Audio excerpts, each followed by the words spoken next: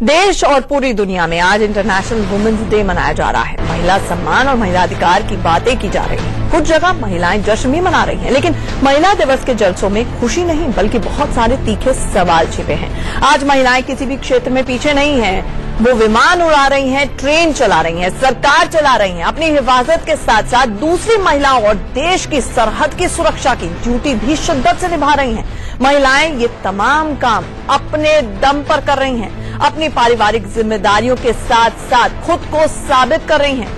इनका हौसला बढ़ाने के लिए भी कई कार्यक्रम चल रहे हैं। रेलवे ने आज महिलाओं को सम्मान देते हुए उन्हें लखनऊ से लेकर मुंबई तक जिम्मेदारियों के फ्रंट पर रखा।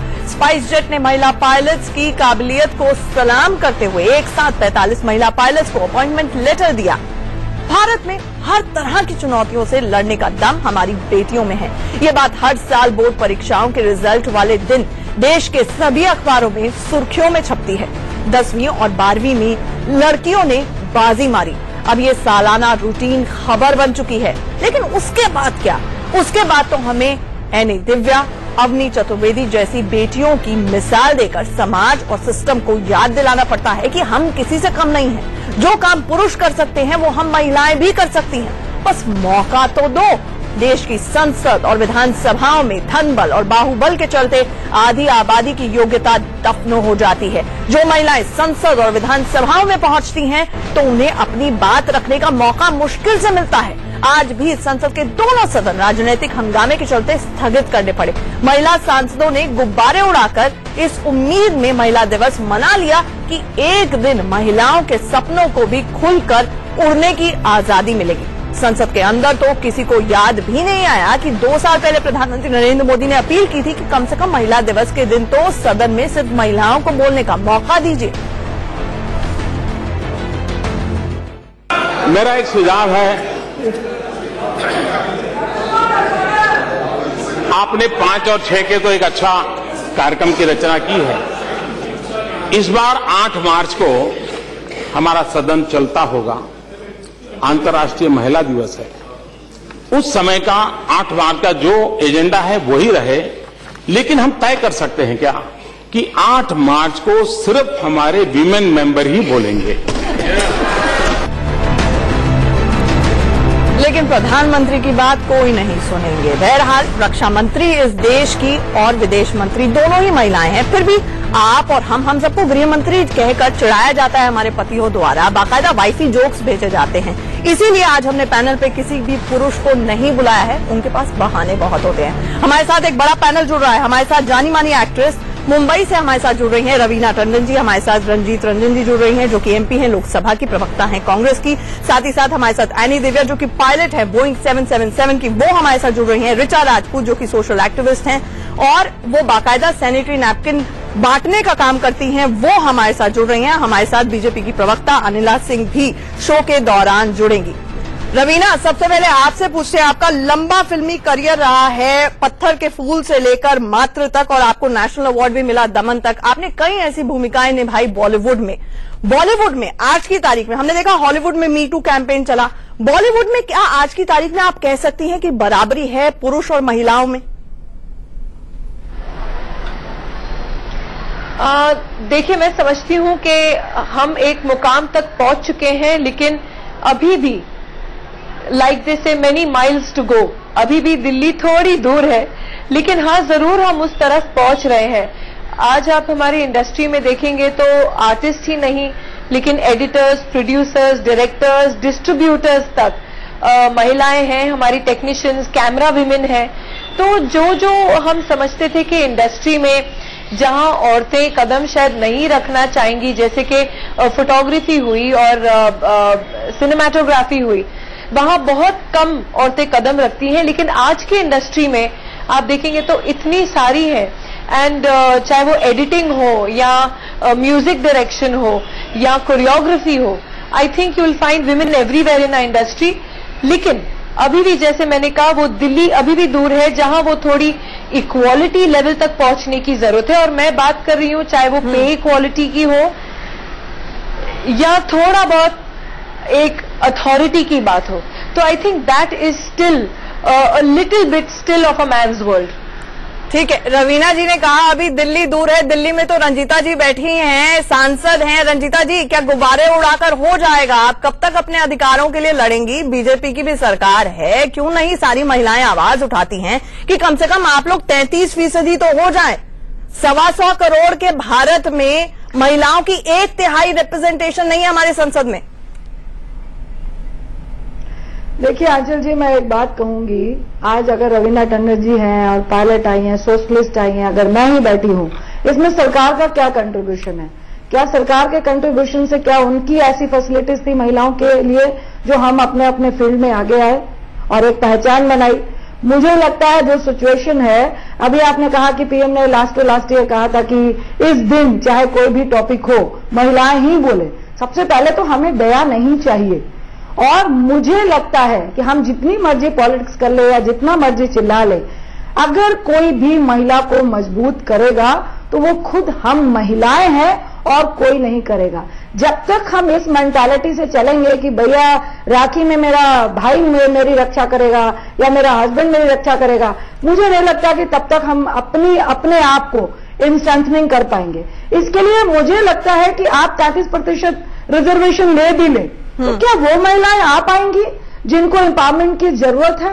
क्या सिर्फ रिजर्वेशन ही सोल्यूशन है? सबसे पहला मुझे लगता है मेरे देश में पारिवारिक माहौल कि लड़का लड़की में फर्क नहीं है। मैं बचपन में शॉर्ट्स पहन के बिहार जैसी जगह में लॉन टेनिस खेलने जाती थी। अगर वहीं मेरी मदर या फादर ने रोक दिया होता तो मेरे दिमाग में आता कि मैं लड़की हूं। मुझे लगता है कि अगर आज मैं यहां मजबूत हुई और कभी भी कहीं भी जाके मैं प्रैक्टिस में लड़कों के साथ ही खेलती थी, क्यों? क्योंकि मुझे कोई एजिटेशन नहीं था। मुझे लगता है कि ये माहौल हमें घर से मिलना चाहिए, और इनसे मुझे लगता है ये दे दे अच्छा है, नहीं दे अच्छा है, लेकिन हम क्यों इनकी मर्जी के पीछे हैं?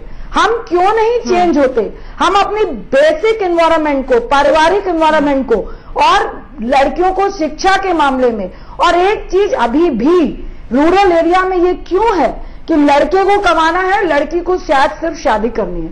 मुझे लगता है जब तक हम फाइनेंशियली मजबूत नहीं होंगे तो मजबूत से मजबूत महिला भी शादी के बाद अगर उसके साथ डिस्क्रिमिनेशन होता है वो चुप बैठ जाती है, 20 बार उसको सोचना पड़ता है। मुझे लगता है बहुत सारी शादी का मतलब बॉलीवुड में बहुत ज्यादा है रंजीत जी, इसलिए मैं रवीना के पास जरूर जाऊंगी, लेकिन इस दौरान एनी दिव्या जो कि पायलट है बोइंग 777 की, वो भी हमारे साथ जुड़ी हुई है। एनी, आपसे जानना चाहूंगी, एक बहुत मशहूर एड चल रही है जिसमें 2 लड़के होते हैं, अचानक से डर जाते हैं जब उनको लगता है कि महिला पायलट जो है वो विमान उड़ा रही है।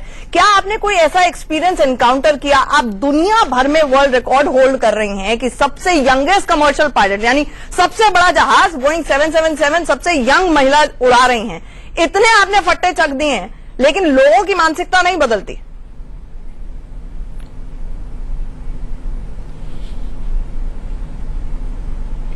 ऑनेस्टली हमारे देश में विमेन का पायलट का बहुत ज्यादा रेस्पेक्ट है। मैं जहां पे भी जाती हूँ बहुत रेस्पेक्टफुली ट्रीट कर रहे हैं। इनफैक्ट बाकी देश के लोग भी हमसे इंस्पिरेशन ले रहे हैं कि हम सब फील्ड में इतना अच्छा काम कर रहे हैं। इतनी यंग लड़की है और इतना अच्छा काम कर रही है, तो बहुत अच्छा रेस्पेक्ट है और हम इससे भी आगे जाके बहुत अच्छा काम कर सकते हैं अगर हम बचपन से ये मेंटालिटी रखें कि घर पे लड़की और लड़के को बराबर एक ही जैसे ट्रीट करें और उनका ब्रिंगिंग अप समान होगा तो सब लोग बहुत अच्छा करेंगे। बिल्कुल, शुरुआत घर से होनी चाहिए।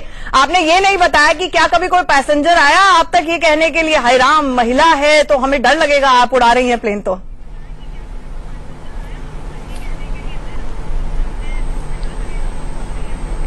नहीं, बिल्कुल नहीं, कोई किसी ने ऐसा कभी नहीं बोला है। इनफैक्ट बहुत रेस्पेक्टफुली सबने बहुत अप्रिशिएट किया है। उनको ये शौक होता है थोड़ा कि इतनी यंग है और इतना बड़ा एयरक्राफ्ट अभी कमांड में चलाने वाली है, तो 2-3 बार ये पूछ लेते हैं कि कमांडर आप ही है बस। लेकिन लड़की या लड़का ये नहीं देखते, ये बहुत अच्छी बात है। बहुत अच्छी बात है। चलिए एनी, आप लकी हैं और हमारा नाम रोशन कर रही है। रवीना, मुझे बताएं, अभी रंजीत जी ने भी यही बोला कि ये मानसिकता है। संविधान हमें बराबरी का हक देता है, आर्टिकल 14 लगा हुआ है संविधान में, लेकिन फिर भी इसके बावजूद ये जो पोजीशन है जी मैं आ रही हूँ, मैं आंचल आ रही हूँ आपके पास। मैं ये जानना चाहूंगी आपसे, संविधान हक देता है बराबरी का, आर्टिकल 14 है, इसके बावजूद ये जो हमारे सोशल माइंडसेट है कि पुरुष है ब्रेड विनर है, रवीना जी आपसे सवाल है, पुरुष है ब्रेड विनर है और महिला है तो शादी ही करके घर में बैठ जाएगी। खासतौर से बॉलीवुड में बहुत सारे लोग ऐसे हैं जो बहुत हद तक, बहुत वक्त तक अपनी शादियां किसी जमाने में छिपाते थे। क्या वो मानसिकता बदली है अब बॉलीवुड में? और अभी भी ये है कि शादी हो गई, बच्चा हो गया तो मतलब आप एक तरह से रिटायर हो जाइए? नहीं, देखिए ये बिल्कुल ही आजकल तो सभी बदलाव जरूर आया है, और मैं सिर्फ अपने इंडस्ट्री की बात नहीं करूंगी, मैं जनरल मासेस की भी बात करूंगी, क्योंकि अल्टीमेटली एक देखिए फिल्म इंडस्ट्री वही है, वो लोगों को वो दिखाती है जो मासेस चाहते हैं, जो ऑडियंस देखना चाहती है। लकीली अभी क्या है कि हमारी जो मासेस भी है, हमारी जो ऑडियंस है, वो भी एक अवेयरनेस, सोशल अवेयरनेस ज्यादा बढ़ गया है लोग में, एंड दे ऑल्सो रियलाइज के जो एक्ट्रेसेस का भी करियर है, it is like any other profession. चाहे आप शादी कर लें या आपको बच्चे भी हो जाए, but acting is something which is a career, which is a profession. And I think वो एक जो बदलाव आया, एक बहुत ही अच्छा बदलाव आया। बिसाइड्स दैट आई थिंक जो हमारा सिनेमा है, it has broadened it's Horizons. आज हमारी ऑडियंस इंटरनेशनल फिल्में भी देखती हैं, अलग तरीके के फिल्में देखती हैं। तो इसीलिए टू अ सर्टेन एक्सटेंट आप अगर हमारी जनरेशन की जितनी आर्टिस्ट देखेंगी, चाहे काजोल हो या हमारे से थोड़ा पहले माधुरी जी थी, आज श्रीदेवी जी नहीं रही लेकिन वो भी थी, एंड जूही है, मैं हूँ, करिश्मा है, तब्बू है, उर्मिला है, हम अभी भी इतने साल हो गए, मुझे खुद हो गए 27 साल इंडस्ट्री में, एंड आई थिंक अभी तक we are doing very good work, quality work. तो वो तो देखने में आता है कि ये बदलाव तो जरूर आया है, which is a very positive sign. अब जहां तक के हम औरतों की बात है, मैं उनसे सहमत हूं जब वो कह रही थी कि ये हम औरतों के ऊपर है कि हम अपने आप को अबला नहीं समझे। हमें अपने अंदर की जो शक्ति है, हमारे अंदर जो काबिलियत है, हम उसको पहचाने और अपने दम पर खड़े रहें। हम हर बार ये कह देते हैं अरे इंडस्ट्री को मौका देना चाहिए या प्रोड्यूसर्स को मौका देना चाहिए या इतना ऐसी ओपनिंग अपॉर्चुनिटी मिलनी चाहिए। हमें वो अपॉर्चुनिटीज अपने लिए खड़ी करनी चाहिए, हमें अपनी काबिलियत के ऊपर, हमें अपने दम के ऊपर, हमें ये तभी हम औरतें आगे जा पाएंगी। अगर हम ऑलवेज डिपेंडेंट हो कि कोई हमको मौका देगा तब हम अब कर दिखाएंगे क्या है, मौका जरूर मिलेगा, लेकिन उसके पहले आप इतने काबिल बनिए कि मजबूरन होकर लोग आपको वो मौका दें, बोले yes she is worth everything. हमारे साथ अनिला सिंह जी भी जुड़ गई हैं। अनिला सिंह जी, तो उन्होंने कहा, अभी रवीना को सुना आपने, उन्होंने कहा कि हमें अपनी काबिलियत भी दिखानी पड़ती है, लेकिन सबसे बड़ा सवाल ये है कि हमारे हक मार कौन लेता है? आपको क्या लगता है कौन इसके लिए जिम्मेदार है? देखिए, जब हम महिला सशक्तिकरण के विषय में बात करते हैं, या मैं ये कहूं कि महिला को पीछे क्यों धकेला जाता है, या महिला अपराधीकरण के विषय में बात करते हैं, तो यहाँ पर दो स्तंभ होते हैं जो इसके लिए मैं कहूंगी कि जिम्मेवार होते हैं। एक होता है सामाजिक स्तंभ और दूसरा होता है राजनीतिक। जब हम सामाजिक स्तंभ की बात करते हैं तो परिवार और जो एजुकेशन इंस्टीट्यूट्स आते हैं, शैक्षिक जो जितने भी संस्थान हैं, आपके लोअर केजी या मैं प्री नर्सरी से लेके जो पोस्ट ग्रेजुएशन तक के जो कॉलेजेस हैं, मैं सबकी बात करूंगी, वहां पर संस्कार दिए जाते हैं। जो गुरु होते हैं वो संस्कार देते हैं कि किस प्रकार से आपको व्यवहार करना है समाज में। इसी प्रकार से परिवार में भी होता है। परिवार में अगर कोई बेटा देखता है कि माँ या पिता जो है उसकी बहन के साथ कैसा व्यवहार कर रहे हैं, तो वो सोचता है शायद यही एक नेचुरल बिहेवियर है और वो आगे पास ऑन कर देता है। तो और उधर राजनीतिक अगर मैं विषय बात करती हूं, तो जो योजनाएं हैं, चाहे वो कानून है, चाहे कुछ भी है, जब आते हैं तो धरातल पे उतारना और सच्चाई से देखना कि वाकई में कि वो नारियों को, महिलाओं को कहीं ना कहीं उसकी सुविधा मिल रही है या नहीं मिल रही है, ये उसकी जिम्मेवारी है। एक आज इसको लेकर संसद में भी बात उठी, रंजीत जी ने भी ये बात उठाई, वहां पर महिला सांसदों को, खुद प्रधानमंत्री का हमने वक्तव्य दिखाया कि उन्होंने कहा कि कम से कम 8 मार्च को तो महिला सांसदों को बोलने दीजिए। और आज महिला सांसद क्या कर रही थी? कोई मौका नहीं मिला तो उन्होंने बाहर जाकर गुब्बारे उड़ा दिए। मुझे ये बताइए, कोई ऐसा भारत का प्रधानमंत्री मोदी जी के अलावा नहीं रहा है जिन्होंने रेड फोर्ट की प्राचीर से जाकर ये बोला कि बेटों को समझाओ, बेटियों को मत टोको, बेटियों को मत रोको। इसके बावजूद संसद में आपकी मेजॉरिटी है, क्यों नहीं 33% महिलाओं को आरक्षण मिल पा रहा है? मैं बिल्कुल आपकी बात से सहमत हूं और दोनों बात से सहमत हूं कि इस देश को हमारी स्वतंत्रता के बाद पहला एक ऐसा प्रधानमंत्री मिला है कि जो 2014 में जब हमारी सरकार सत्ता में आई उन्होंने ये बात मैंने कह दी। आप जवाब दीजिए कि 33% आरक्षण के मुद्दे पर बिल्कुल आपके साथ है, बिल्कुल सारी ऑपोजिशन आपके साथ है, आप दिलाएं तो आरक्षण। मैं आपको कह तो रही हूं कि जब महिला आरक्षण का विषय आता है तो महिलाएं जो हैं वो दलों में नहीं बटी हुई हैं, एक आवाज में एक स्वर में ये कहती हैं कि नहीं आरक्षण मिलना चाहिए, कायदे से तो 50% मिलना चाहिए। आवाज कौन दबा देता है? देखिए ऐसा है कि पहले जब कांग्रेस की सत्ता थी उसमें कोई दो राय नहीं है, राज्यसभा में पास हो गया था, फिर सपा बसपा और आरजेडी ने इसको रोक लगा दी थी। पर मुझे लगता है लोगों ने तो परकटी महिला भी कह दिया। अरे मत पूछिए क्या क्या टीका टिप्पणी नहीं करी। कोई भी क्षेत्र हो महिला उसमें महिलाओं जब आगे बढ़ने का सोचती हैं, चाहे वो फिल्म का हो, रवीना जी यहाँ बैठी हुई हैं, चाहे हमारी राजनीति हो, चाहे आपका क्षेत्र हो, तो मेरे ख्याल से परकटी से लेकर जाने क्या क्या कहा जाता है कि शायद हमारे में कोई कैलिबर नहीं है, बिना कैलिबर के हम आगे बढ़ना चाहते हैं और बढ़ जाते हैं बहुत सी बात। पर देखिए ये भी हमें नहीं भूलना चाहिए कि देश के जो प्रधानमंत्री हैं उन्होंने पहली बार महिला रक्षा मंत्री बनाई स्वतंत्र रूप से। इंदिरा गांधी जी जो प्रधानमंत्री भी थी उनके साथ उनको इस चीज का चार्ज था, विदेश मंत्री भी है और बहुत सारे आपने देखा है योजनाएं कदम उठाए हैं महिला सशक्तिकरण के लिए। परंतु हाँ मैं फिर कहूंगी कि 33% कर दीजिए मैडम, आरक्षण तो दीजिए, 50 हमारा सबका भला हो और हमारी आवाज सुनी जाए, करवा ही दीजिए मोदी जी। बिल्कुल रंजन जी भी इस बात से सहमत होंगे। मेरे ख्याल से कोई भी राजनीतिक दल है, हर दल की महिला ये कह रही है कि भाई कहीं ऐसा तो नहीं कि अगर एक महिला की हंसी बर्दाश्त नहीं होती है 33% हो गई तो क्या होगा? मैं तो कहती हूँ ऐसा डर तो नहीं है। नहीं देखिए ऐसा है कि मैं हंसी या गुस्से का विषय नहीं उठाऊंगी क्योंकि वो पार्लियामेंट का है, बहुत कुछ होता है वहां पे, टीका टिप्पणी भी होती है, हंसी मजाक भी होता है, गुस्सा भी होता है, उसको हमें वहीं छोड़ देना चाहिए। पर जब हम बात करते हैं कि भाई महिला रिप्रेजेंटेशन का, तो मेरे ख्याल से चाहे मैं हूं, चाहे रंजीत जी हैं और चाहे वो रेणुका जी हों, कोई भी महिला राजनीतिक है वो यही चाहेगी कि ज्यादा से ज्यादा महिलाएं जो है राजनीति में आए, उनका रिप्रेजेंटेशन हो, उनकी भागीदारी बढ़े और वो सत्ता में आए। मुझे लगता है हमारे साथ ऋचा राजपूत जुड़ी हुई है जो सबसे यंगेस्ट पैनलिस्ट है। मुझे पता है रवीना आप कुछ कहना चाह रही हैं, लेकिन ऋचा अपनी मुहिम चला रही हैं, वो अपनी रेवोल्यूशन चला रही हैं। उन्होंने मात्र एक छोटी सी चीज ऑब्जर्व करी थी ट्रेन ट्रैवल के दौरान कि वहां पर सैनिटरी नैपकिन नहीं थे और इस तरह की मुसीबत अगर हो जाए महिलाओं को तो वो क्या करें। ऋचा, किस तरह की मुसीबतें और खास तौर से सैनिटरी नैपकिन जैसे इशू को, जब तक अक्षय कुमार ने ये मूवी नहीं बनाई थी लोग तो ये बात करते करते डरते थे, ऐड आती थी तो चैनल चेंज कर देते टीवी चैनल्स पर।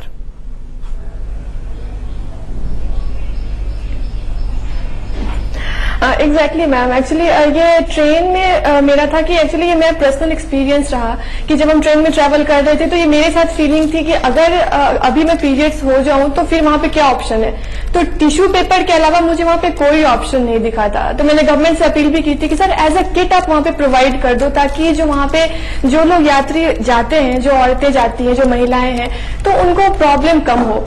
तो अभी स्टेशन पे तो बहुत सारे सैनिटरी वेंडर मशीन्स लगे हैं, लेकिन मेरा ये कहना है कि आप प्लेटफॉर्म नंबर 1 पे लगा रहे हो और कोई लड़की प्लेटफॉर्म नंबर 2 पे पीरियड्स अगर उसको हो जाता है तो फिर वो क्या करेगी। अच्छा, पीयूष गोयल जी ने आपके ट्वीट का जवाब दिया, आना नहीं है क्या टीटी के पास सैनिटरी नैपकिन पहुंचाए गए हैं? 5 दिन बाद में आना है। नहीं, उन्होंने कोई रिप्लाई नहीं दिया है और होप मैं उनकी रिप्लाई का वेट कर रही हूँ कि सर, क्योंकि चलो कोई भी एक नैपकिन 2 नैपकिन पास में रख लेगा, लेकिन अगर एज अ किट आप टीटीआई के पास देते हो तो ये बहुत बड़ा जैसे फर्स्ट एड किट होती है, क्यों ना ये किट हो, बहुत बढ़िया सजेशन चीज जरूरी है और मुझे तो लगता है कि उनको होना चाहिए। देखिए बहुत दिलचस्प है, सुरेश प्रभु इससे पहले जब रेल मंत्री थे तो एक बच्चे को डायपर्स की जरूरत पड़ी, दूध की जरूरत पड़ी तो वो पहुंचा दिया गया। अनिला जी आप भी बात पहुंचाइए कि एक फर्स्ट एड किट की तरह सैनिटरी नैपकिन भी होनी चाहिए। रवीना आप कुछ कह रही थी, ये अच्छा सजेशन है।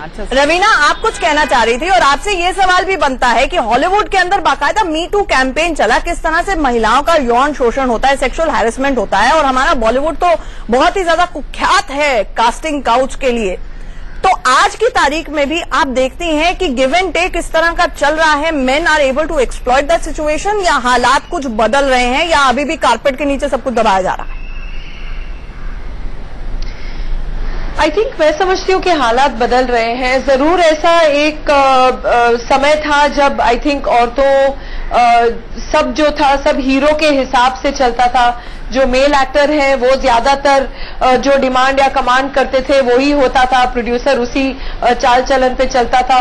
और अगर कहीं गलती से हीरोइन ने कुछ बोल दिया या हीरो के खिलाफ कुछ बोल दिया था तो हीरोइन तो एकदम फिल्म के बाहर होती थी और पूरे कैंप के बाहर होती थी।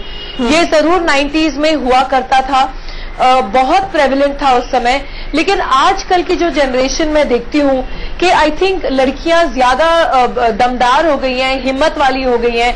आज हमारी खुद हीरोइंस हैं, वो 5 या अपने छठे फिल्म में ही खुद अपने आप को प्रोड्यूसर्स एस्टैब्लिश कर देती हैं, डायरेक्टर्स एस्टैब्लिश कर देती हैं।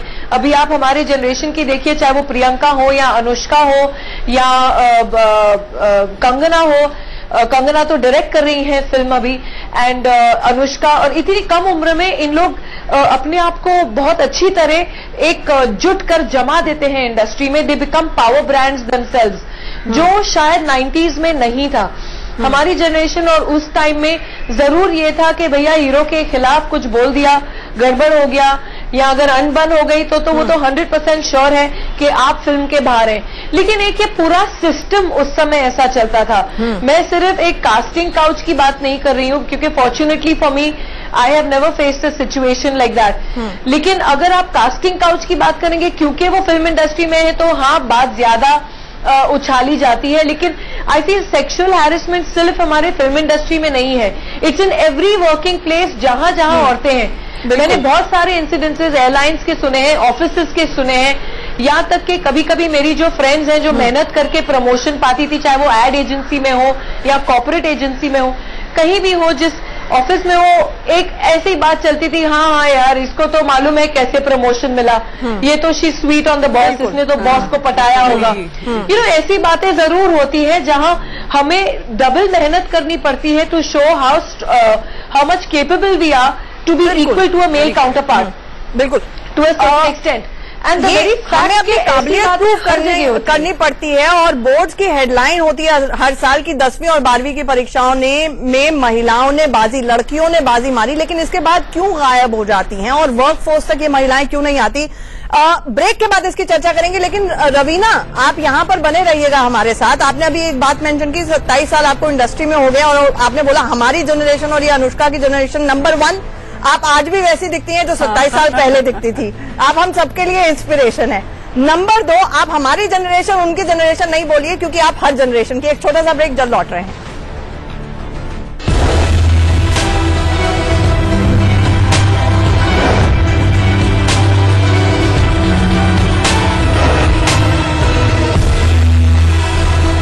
के मुकाबले बाजी मारी है, लेकिन इसके बावजूद चाहे पे पैरिटी का मामला हो, चाहे नौकरियों का मामला हो, रंजीत जी, क्यों ऐसा लगता है कि वहां जाकर बाजी हार जाती हैं लड़कियां?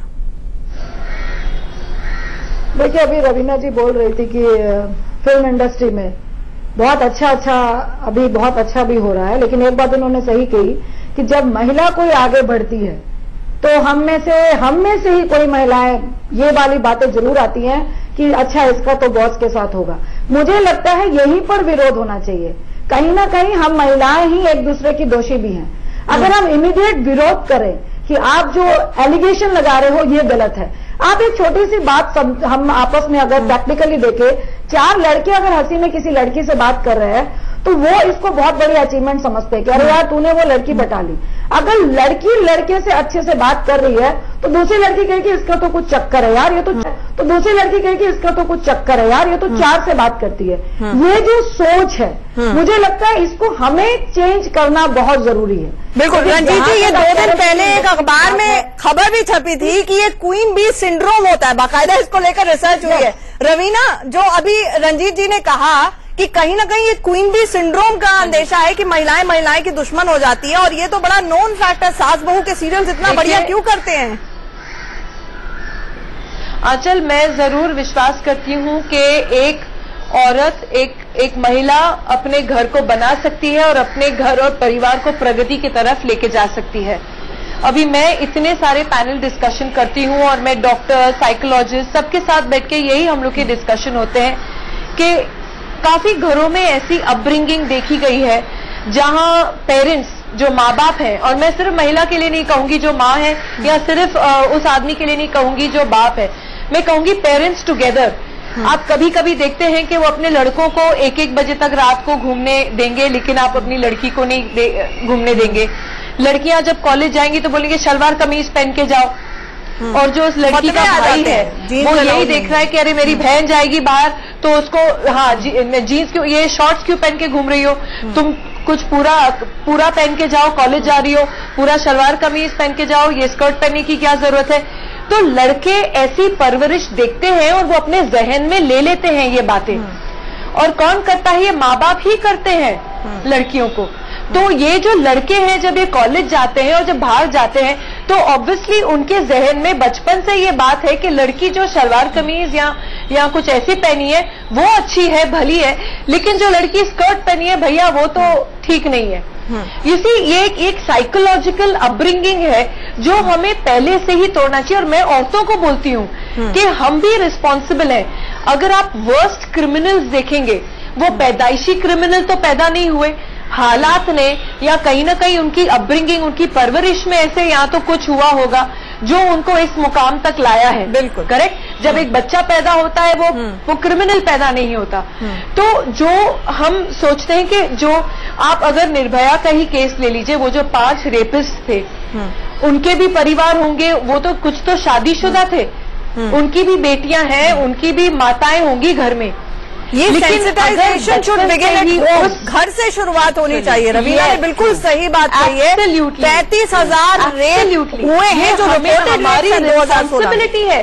बिल्कुल ये हमारी रिस्पॉन्सिबिलिटी, हमारी अपब्रिंगिंग है कि हम अपने बेटों को भी सिखाएं कि जो बगल में आपके लड़की है वो चाहे आपकी बहन की मित्र, फ्रेंड, आपकी कॉलेज, आपकी कुलीग, आपकी स्टूडेंट, आपके साथ में बगल में जो लड़की बस में भी बैठी है वो भी बहन है, वो भी आगे जाके माँ होगी, किसी की पत्नी होगी।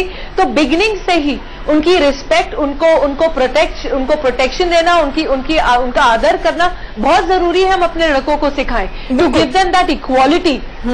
बिल्कुल 35,000 के करीब रवीना रेप्स हुए थे 2016 में, ये आंकड़े एनसीआरबी के कहते हैं। यानी कि on an average Anila ji 10 minute के अंदर एक रेप है जो रिपोर्टेड है, जबकि ये कहा जाता है आधे से ज्यादा केसेस रिपोर्ट ही नहीं होते। ऐसे में अनिला जी प्रधानमंत्री खुद आज बेटी बचाओ बेटी पढ़ाओ को एक अलग मुकाम पर लेकर जाने की कोशिश करते हुए नजर आए। सरकार अपनी तरफ से स्कीम्स ले भी आए, लेकिन ये सोच को कैसे बदला जाए इसका अगर कोई पुख्ता जवाब हो। आंचल बिल्कुल आप बात ठीक कह रही हैं। हर 8 से 10 मिनट में एक बलात्कार होता है, ये रिपोर्टेड है। और अनरिपोर्टेड 80% अनरिपोर्टेड होते हैं, और 20% अगर रिपोर्ट भी होते हैं उसमें आधे से ज्यादा बार ये कहा जाता है परिवार का, समाज का या अलग अलग एजेंसीज का दबाव होता है सेटलमेंट कर लो।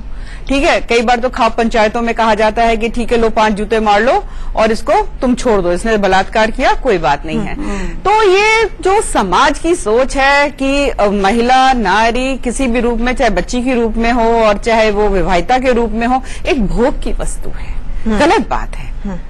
बेटा स्कूल से आएगा, बेटी स्कूल से आएगी, आप बेटे को तो आप पानी पकड़ा दोगे, बेटी को बोलोगे ला बेटा जा तू फ्रिज में से बोतल निकाल और पानी पी ले। क्यों, किस लिए? राजनीति का क्षेत्र देख लीजिए ना। देखिए मैं राजनीति में हूँ, मैं आपको उसके विषय में बता सकती हूँ। राज्यसभा की कितनी सीटें खाली हो रही हैं, कितनी सीटें जो है महिलाएं भर रही हैं, ये बताएं पहले मुझे, कितनी घोषित की गई हैं? हाँ देखिए, जया बच्चन का नाम तो मुझे पता है जी। पूरे भारतवर्ष में बहुत सारी सीटें खाली हो रही हैं। अब ये तो राजनीतिक दलों के जो सीनियर लोग, आपकी पार्टी नहीं पहुंचा रही है राज्यसभा जी? आपको आपकी पार्टी राज्यसभा नहीं पहुंचा रही है? देखिए अब भारतीय जनता पार्टी का तो कार्य करने का ढंग बिल्कुल अलग है। और मैं हाँ, जैसे आपने मेरी भारतीय जनता पार्टी के विषय में यहाँ पे प्रश्न पूछ लिया है, तो मैं इस बात को गारंटी से कह सकती हूँ, क्योंकि मैं इस दल से हूँ। यहाँ पर महिलाओं का सम्मान है, एक उनको स्पेस भी दी जाती है। और अगर जैसे मैं अपना नहीं जी मैं आपको बता रही हूँ कि अगर जैसे बहुत सारी बात कई बार होता है कि मुझे अपना पॉइंट ऑफ व्यू भी रखना है, तो मुझे कभी रोका टोका नहीं गया।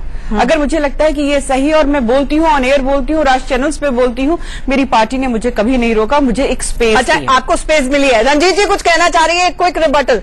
रंजीत जी हंसिए मत, आप ज्यादा हंसिए मत। पार्टिसिपेशन क्यों नहीं है आरएसएस में, पार्टिसिपेशन क्यों नहीं है? और जिस तरह से आपके मिनिस्टर्स बोलते हैं कि जो अगर सुंदर महिला पॉलिटिक्स में है तो भीड़ इकट्ठी हो जाती है, ये महिलाओं के सम्मान की बात नहीं है। मैं एक चीज और बोलना चाहूंगी कि सम टाइम हम लोग को बहुत इरिटेशन होती है पार्लियामेंट के अंदर भी, जब वुमेन सेफ्टी की बात या सेक्सुअल हरासमेंट की या बलात्कार से रिलेटेड कोई चर्चा हो रही हो, चाहे रूलिंग पार्टी के एमपीज हो या अपोजिशन के एमपीज हो, किसी की भी पार्टी हो, महिलाओं को आज बोलने दिया जाए। वाई? मतलब इसको इतना लाइटर वे में लिया जाता है कि ये तो महिलाओं का इशू है। यहीं पर मैं कहती हूँ मैन जो मेंटालिटी है, जो मानसिकता है पुरुषों की, आप जितने भी इंटेलेक्चुअल हो गए, जितने भी बड़े आप मिनिस्टर या पीएम हो जाए, लेकिन जब तक ये सोच आप जहां भी घूमकर देखते हैं, आपको कहीं ना कहीं ये पिंच कर जाता है कि ये मैन मेंटालिटी है, जो आपको पार्लियामेंट के अंदर भी दिखती है, आपको फील्ड में भी दिखती है, आपको फिल्म इंडस्ट्री में भी दिखती है, आपको जर्नलिज्म में भी दिखती है। बहुत सारी मेरी फ्रेंड्स हैं, कहती है जब ऐसा कुछ हम किसी को शूट कर रहे होते हैं तो हमें धक्का मारा जाता है। तो ये हर जगह पे जो ये मैन मेंटालिटी है, मुझे लगता है कि अभी इसको बहुत वक्त लगेगा। यही वजह है कि 144 देशों की सूची में हम 87वें नंबर पर हैं, 87th रैंक है जेंडर इक्वालिटी में।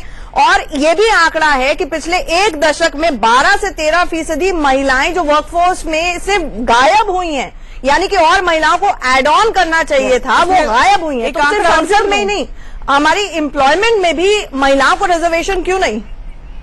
अनिला जी क्विकली, क्योंकि दो यंग पैनलिस्ट हैं, उनके पास जा रहे हैं। आपने अभी वर्कफोर्स की बात कही और बिल्कुल ठीक बात कही। अगर 131 कंट्रीज का एक सर्वे आया था, उसमें भारतवर्ष जो है उसकी पोजीशन 120th थी।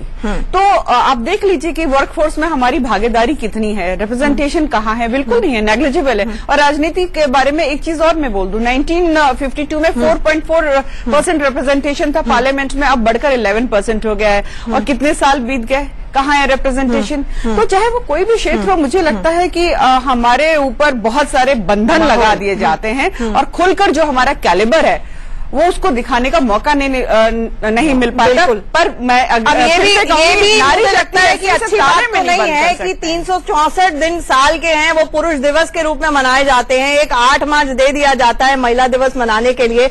आप सब हमारे साथ जुड़े, माफ कीजिएगा मेरे पास वक्त खत्म हो चुका है। आपका बहुत बहुत शुक्रिया। संविधान हमें बराबरी का दर्जा जरूर देता है, समाज को देना चाहिए। आप एहसान नहीं कर रहे हैं, ये हमारा हक है, हम लेकर रहेंगे। और साथ ही साथ ये भी कह दूं आपसे कि हम हैं इसीलिए आप हैं।